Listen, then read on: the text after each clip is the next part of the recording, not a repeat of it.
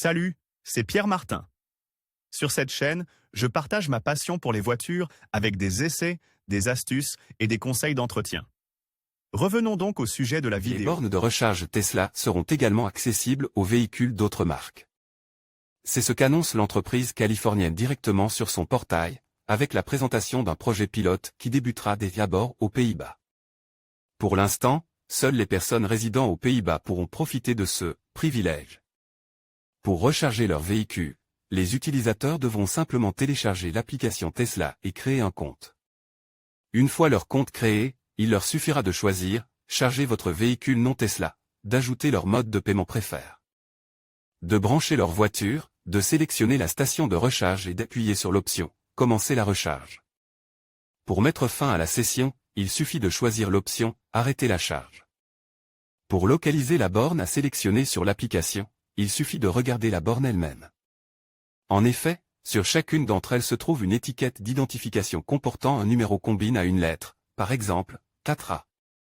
Les stations de recharge Tesla, celles qui sont ouvertes à tous et leur coût. Les propriétaires de véhicules non Tesla résidant aux Pays-Bas peuvent actuellement se recharger dans 10 stations superchargeurs reparties dans tout le pays: Sassenheim, Apeldoorn, Oust, Merkerk, Venlo, Tilburg, Duiven, Breukelen, Naarden, et Zwolle. Il est clair que pour les conducteurs de Tesla, l'expérience aux stations superchargeurs ne changera pas.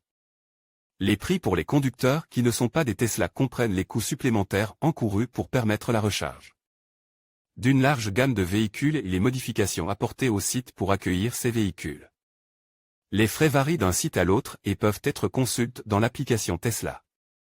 Le prix du kilowattheure pour la recharge peut être réduit grâce à un abonnement de recharge.